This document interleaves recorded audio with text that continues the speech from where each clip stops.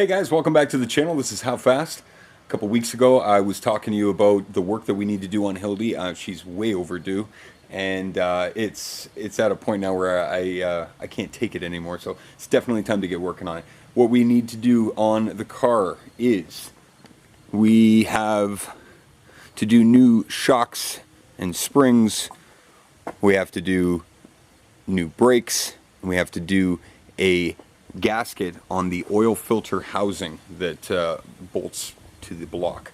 Now the only thing I'm missing, I have 3 aluminum bolts, which of course are a single use item.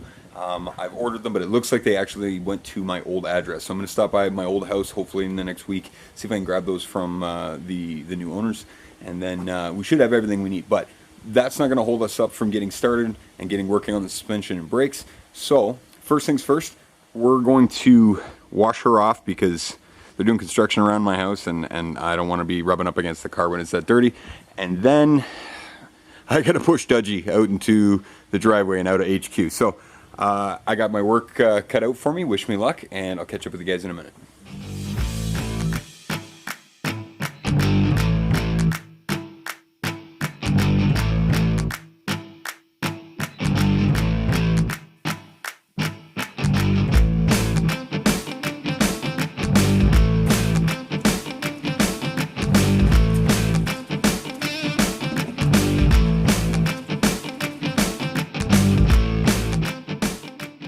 Okay,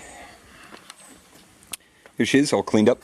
I typically would dry it, but I mean, it's just going in the garage to go sitting there for a little while, so I'm just going to leave it like that and move it out of the way and get started on him. Just about ready to get him pushed out of here. I want to let you guys know, instead of getting those calipers rebuilt, I called around, did some researching, and found out what these were off of. You'll never believe, of course, with our Camaro front clip Oldsmobile spindles, big GMC truck brakes. So some of them, the 2 front, I think are from mid 80s, like a Suburban or like full-size GMC truck. These are from a mid 70s GMC truck. So both for front wheel applications, but we've obviously got ours made up to work in the rear. So here's what we got. I got them. With the core charge, these things came up to be about, I think, 30 bucks a piece or something like that. Like, how can you go wrong? Why get them rebuilt when I get new ones for 30 bucks a piece? So, done and dusted. Okay, I'm going to set up the camera here and jump on the struggle bus. Okay, first things first, should probably put a steering wheel on this thing so that I can steer it. Because you can't have it go straight back.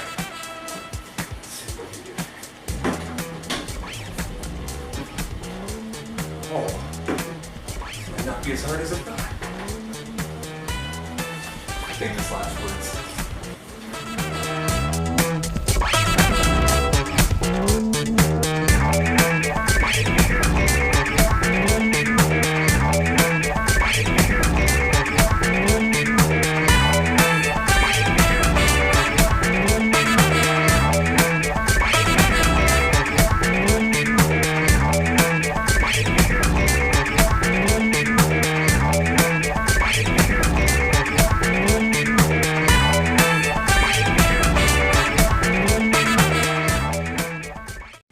Okay, well, there it is. I mean, I think I could have finessed it a little bit better, but definitely plenty of room for me to get around there. So let's get this girl in here.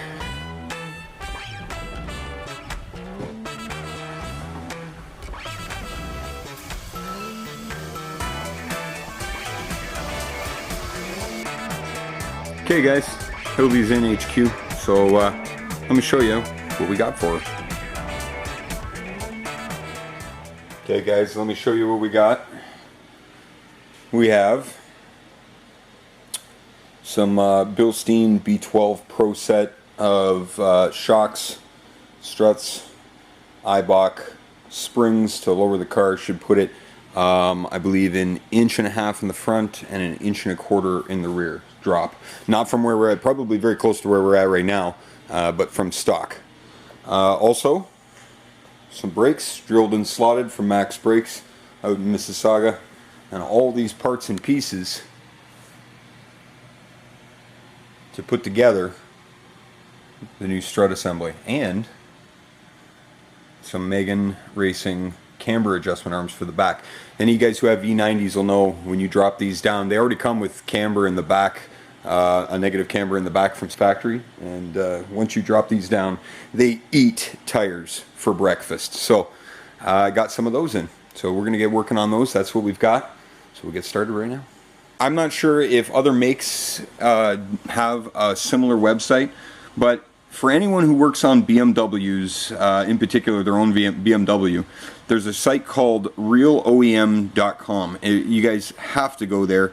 It is, if there isn't one for this on your make and model of car, or your model of car, or your make of car, you don't know what you're missing. This is literally an exploded view of every single component on the car, and I mean every single component, shown it exploded, with a parts list at the bottom and a price. Now the price is obviously changed, it differs between where you live and everything, but if you ever need to know how something goes together or what the part number is for a BMW of virtually any year, realoem.com. God, it's so useful. So anyway, I went to go put these together, and I found that I'm missing part 9 and part 6. So I called up Turner Motorsports, where I got these from, and I had told them, I said, hey, I got a whole kit here from you guys, but I don't seem to have these pieces. He said, no problem, I'm going to send those out to you right now.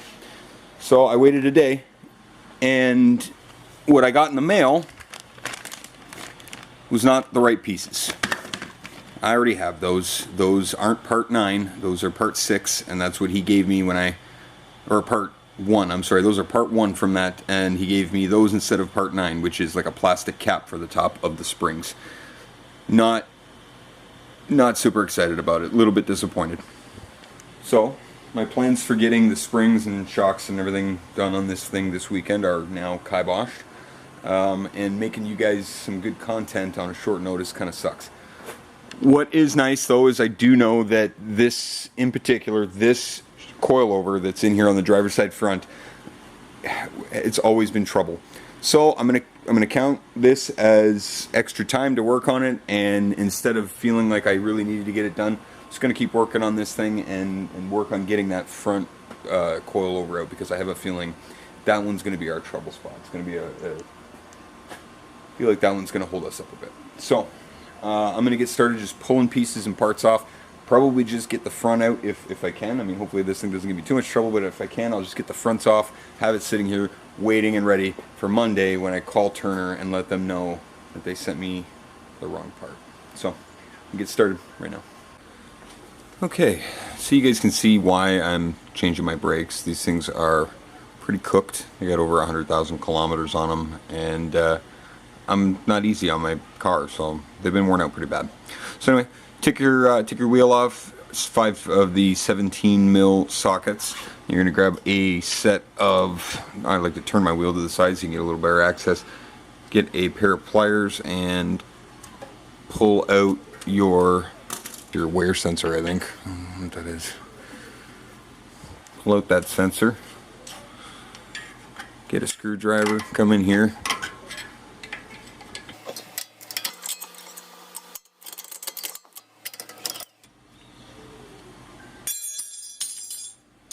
Okay, so on the back side of the caliper you have 2 7 mil Allen keys, which you can get, you just pull the caps off the back side and get an Allen key and a wrench for a little bit of leverage.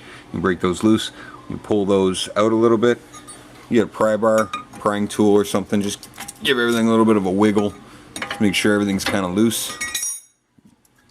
Oh, look at that, one-handed, comes right off. Okay, I'm just going to place that back up there for a second.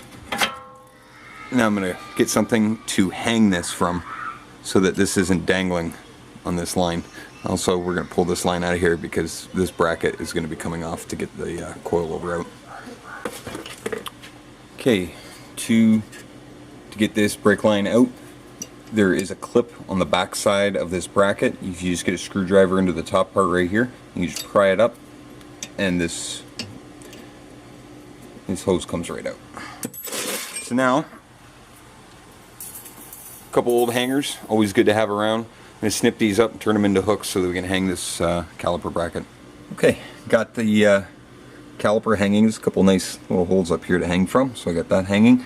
The pads, I pulled the pad out of the caliper, but here's the front, here's the back. Now yeah, 100,000 kilometers, and they still got a ton of meat left on them, and that's because they're a very hard compound, which is great for longevity, but they squeal, they were loud, they didn't work really. I mean, they worked, but I mean, there's a much better product out there, and I'm gonna get some new pads, different ones to go with the new rotors. But the next step is to take off this carrier bracket so that we can get our rotor free. We might be able to sneak the other one in, but like, why, right? I think I'm gonna paint these and the caliper while they're off, so pull this out, get that out of the way, and then we got full access to the back of the coilover. Let's get started on that right now. Okay, next is the carrier, like we were talking about. Two 16mm bolts on the back. I really reefed those down. Those were fun to get. Got those out. Into the box. Carrier comes off. Now, we just got to get the rotor off. So, Allen key. I'm going to guess a number 5. So, these, I don't know if these are notorious for this, but when I pulled these off originally, like the original rotors, this cup was, the corrosion, I've never seen something so bad. Everything else in the car is pristine. In this cup, absolutely destroyed. So when I did these, I filled it with anti-seize, just thinking, you know, I'm going to do something to it. So I don't know how well this is going to come off. We'll see. I'm going to give it a little tug here and see if it comes off. Way easier than last time. Let's take a look at this thing. Okay, so some heat marks on these for sure. Lots of highway driving for me.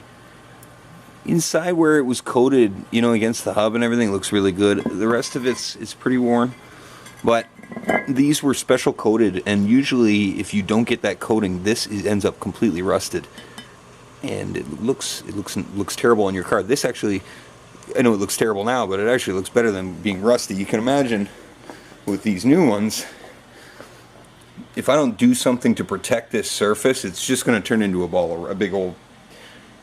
big rusty rotor behind my rim. So I got to do something about that. I don't know what just yet, but we'll cross that bridge when we get there. So here's where we're at right now. Everything is off. I think I'm going to take this dust shield off just to make things a bit easier, right? Just give us a little more access. Just a couple bolts, it's definitely worth the time. So I'm going to do that one right now, and then we'll address the coilover. Okay, next you'll need an 18mm to get that nut off that's holding that bracket on. So I've already loosened this one up. And then you should be able to pull this bracket off with a little bit of finagling. You can leave those sensor wires on. I need 2 hands for this. Okay guys, here is a little mirror I've put up here so you can see the back of the lower strut mount, I guess the top of the spindle here. So you can see here there is a split in the middle of that, and you can see the bolt that we just took the nut off of. What we need to do is get a spreader in there and spread this one out so that we can release the coil over here from the top. And that's where I was referring to how this might be a bit troublesome, this part.